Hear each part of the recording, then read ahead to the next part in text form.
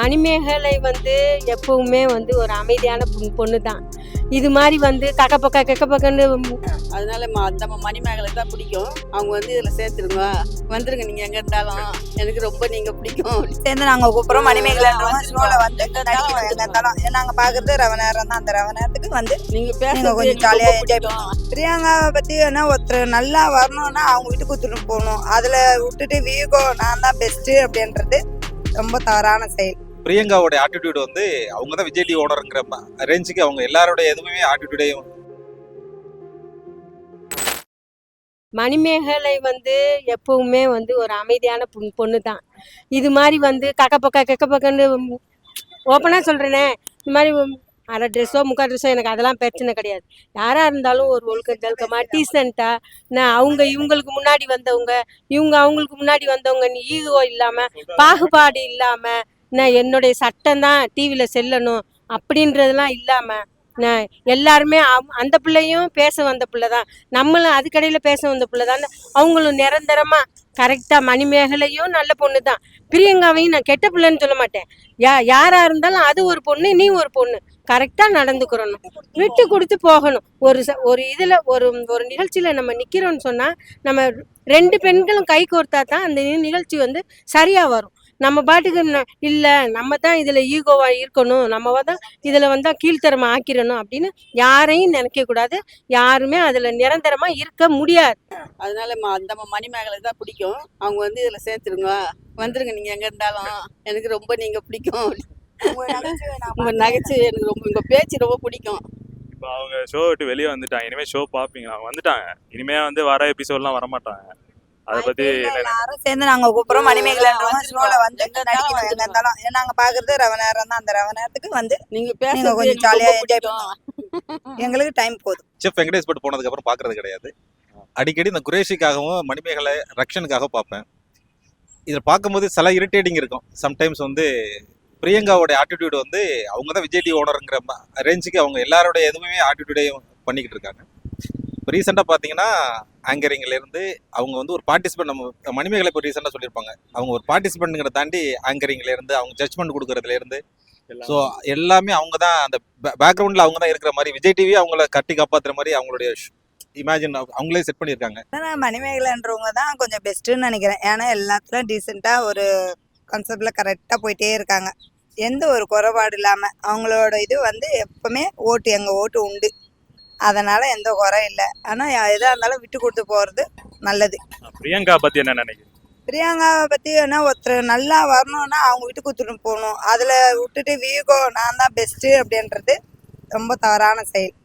அவங்க வாழ்க்கையில் எல்லாத்தையும் பார்த்து வந்தவங்களா இருந்தால் கூட யாரை ஒருத்தருக்கு புரிய வைக்கணும், எப்படி இது மாதிரி இருக்கணும். நீங்கள் புரிய வச்சாதான் அவங்களும் நல்லா ஒரு லெவலுக்கு வர முடியும். இல்லைன்னா எப்படி ஹெட் வெயிட்னு நினைக்கிறது மகா தவறு. நிறைய தவறு. அது யாராக இருந்தாலும் சரி, அது தவறு. ஆமாம். நேர்மைனா எப்படி கரெக்டாக போகணும், இந்த வழி கரெக்டாக இருக்கணும். அந்த பிள்ளைய மனசு உன்னைய வேகடிச்சு வச்சிருந்தா கூட இப்படி வா, இந்த மாதிரி பண்ணு நீ சொல்லலாம். பிரியங்காவும் பேசலாம், மணிமேகலையும் பேசலாம். ரெண்டு பேருமே டிவியில் இருக்கனால விட்டு கொடுத்து போகிற தப்பே கிடையாது. அதுதான் என்னுடைய கருத்து, என்னுடைய உண்மை.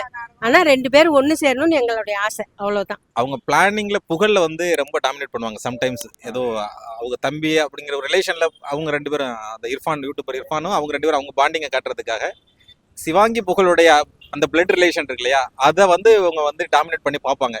ஸோ அவங்க புகழ் சிவாங்கி எப்போவுமே அந்த அண்ணன் தம்பி ஷோ இருக்கு இல்லையா, அதுக்கு ஈக்குவலாக அவங்க வர முடியாது. ஸோ அதுக்கு இவங்களை பண்ணி ட்ரை பண்ணி பார்க்குறாங்க. ஆமாம். ஆனால் அதனால பிரியங்கனால புகழோடைய அந்த இமேஜை என்னைக்கும் உடைக்க முடியாது. புகழ் சிவாங்கியோட பேர் மாதிரி, அண்ணன் தங்கச்சி பேர் மாதிரி இவங்க ரெண்டு பேரும் வர முடியாது.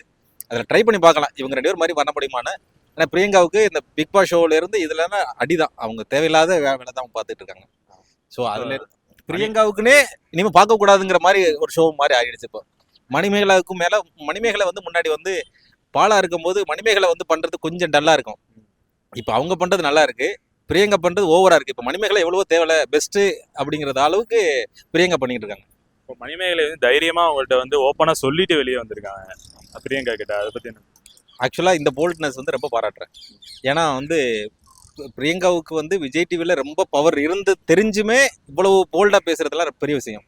ஸோ அந்த விஷயத்த நான் ரொம்ப பாராட்டுறேன். ஏன்னா இன்னொரு சேனல்ல இருந்து வந்தவங்க இவ்வளவு தைரியமா வெளில போறாங்க அப்படின்னா அதோட அந்த அவங்க சொல்லியிருப்பாங்க, ஒரு டைலாக் ஒன்று சொல்லியிருப்பாங்க, எனக்கிட்ட நிறைய பவர் இருக்கு, எனக்கு டேலண்ட் இருக்கு, நான் பொழைச்சிக்குவேன், நீ வந்து என்ன பண்ண போறேன்னு தெரியாதுன்னு சொல்லுவாங்க. அது எக்ஸாக்டா உண்மைதான். அது விஜய் டிவியை விட்டா பிரியங்காவுக்கு ஒன்றும் கிடையாது. பிஹைண்ட் வுட்ஸ் இந்த மாதிரி சின்ன சின்ன இதில் போகலாம். ஆனால் மணிமேகலைக்கு ஓப்பன் இருக்கு. எல்லா இடத்துலையுமே அவங்களுடைய இதுலேருந்து அவங்களுடைய ஸ்பான்டேனியஸுக்கு கிடைக்கும். ஆனால் பிரியங்காவுக்கு ரொம்ப ரேர். பிரியங்காவுக்கு பின்னாடி சப்போர்ட் இருந்தால் மட்டும்தான் நடக்கும். இப்போ குக்கு வித் கோமாளி அந்த டீமே வந்து பிரியங்கா வந்து ரொம்ப க்ளோரிஃபை பண்ற மாதிரி இருக்கும் சில இடங்கள்ல. அதை பத்தி ரொம்ப டாமினேட் பண்றாங்க. இவங்க ஓவர் ஆக்டிங் பண்ணி குக் வித் கோமாளியோட அந்த ஃபன்னை வந்து அவங்க காலி பண்ணிடுறாங்க. ஸோ அவங்க தான் ஃபுல்லா அப்படிங்கிற மாதிரி உள்ள ஃபுல்லா செட்டிங் மாதிரி ஆகி போச்சு. இப்போ முன்னாடி வந்து ஃபன் ஷோ மாதிரி இருந்தது, இப்போ எல்லாம் செட்டிங் ஷோ மாதிரி ஆகி போச்சு. பிரியங்கானால தான் எனக்கு தெரிஞ்சு பிக் பாஸ் ஷோ பார்க்கறது நிப்பாட்டினது பிரியங்கானால தான். ஏதோ பிரியங்கா தான் அந்த இதை அப்படியே இமேஜின் பண்ணிட்டு செட் பண்ணி வச்சிருந்தாங்க. இதுவும் இப்படி தான் இருக்கு. இனிமே இது வந்து எனக்கு இந்த மீடியா மிஷன் வெளில போனதுக்கு அப்புறம் அந்த குக்கு ஆக்சுவலாக இன்னொரு மெயின் ரீசன் என்னன்னா, மீடியா மிஷன்னால தான் அவங்க தான் அந்த டீமை கன்ஸ்ட்ரக்ட் பண்ணது. இந்த குக் வித் கோமாளி சீசன், அதாவது எல்லா எபிசோடையுமே கிராண்ட் சக்ஸஸ் கொண்டு வந்தது ஏன்னா மீடியா மிஷனுடைய இன்புட்ஸ் தான். ஸோ இதுல இருந்தா இப்போ குளோபஸ்ங்கிற ஒரு சேனல் அது அவங்க தான் பண்ணிட்டு இருக்காங்கன்னு நினைக்கிறேன். பண்றதுல அவ்வளோ ஒன்றும் பெருசா ஒன்றும் இல்லை. இப்போ எனக்கு தெரிஞ்சு நான் வந்து சூப்பர் சிங்கர் பார்க்கறதே மாக்கா பக்கம் தான் பார்ப்பேன். பிரியங்கா வந்து எல்லாருமே பெருசா சொல்லுவாங்க. நான் பிரியங்கா கிட்ட ஒன்று பெருசா ஒன்று அந்த அளவுக்கு ஸ்டஃப் கிடையாது. இவங்க எதிர்பார்க்குற ஸ்டஃப் ஆட்டிடியூட் தான் ரொம்ப அதிகமா இருக்கு. இப்போ ஒரு வேலையை செஞ்சுட்டு இருக்கும்போது இன்னொருத்தவங்க வந்து நான் சீனியரு, நீங்க இதுதான் செய்யணும் கட்டாயப்படுத்துற அந்த மாதிரி விஷயத்தை நீங்க எப்படி பாக்குறீங்க? பிரியங்கா தான் பண்ணியிருக்காங்க மணிமேகலைக்கு. அப்படியானா அது யாரும் ஒத்துக்கொள்ள முடியாது. பிரியங்கா நான் தான் சட்டம், நான் வச்சது சட்டம்னா அது எதுவும் நாங்கள் ஒத்துக்க மாட்டோம். இந்த நகைச்சுவை நடக்கணும்னா அவங்களுக்கும் ஒரு ஓட்டு இருக்கு. நாங்கள் போட்டதால தான் அவங்க பிரியங்கா வந்திருக்காங்க. இல்லைன்னா வருவாங்களா? எதனா ஒரு இதில் வர முடியாது. இப்போ சரி சமமாக போனால் நல்லது இந்த நகைச்சுவைக்கு. இல்லைன்னா யாரும் அவ்வளோ ஓட்டு போட மாட்டாங்க.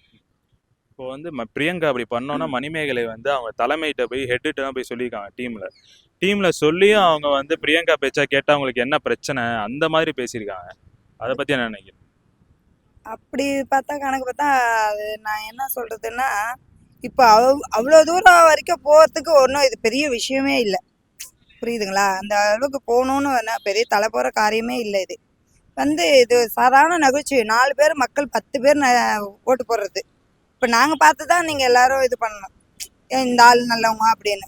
இப்போ பிரியங்கா வந்து 10 பேருக்கு முன்னாடி வந்தவங்கன்னா அவங்க அப்போ மணிமேகலைன்றவங்க எப்படின்னா இப்போ தான் அறிமுகம்னா அவங்களுக்கு தான் ஃபர்ஸ்ட் ஓட்டாக இருக்கும். எங்களுக்கு எல்லாருக்குமே அவங்களுக்கு பிடிச்சிருக்கு மணிமேகலையில. மணிமேகலை இப்போ நல்லா நல்லா நடிக்கிறாங்க, நல்லா பேசுகிறாங்க, நல்ல டேலண்ட் உள்ளவங்க, நல்லா ஒரு இதுவாக வர சொல்ல யாராக இருந்தாலும் கொஞ்சம் கீழே இறக்கணும்னு தான் நினைக்கணும்னு தோணும்.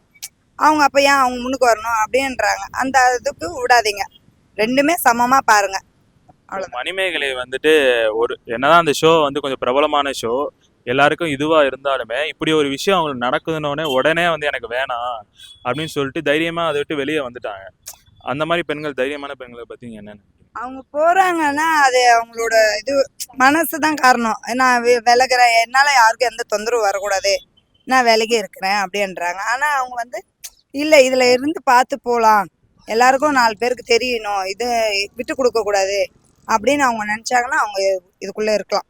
நீங்க ஷோ பார்த்துருக்கீங்களா? அதில் மணிமேகலை பார்த்துருப்பீங்க கண்டிப்பா.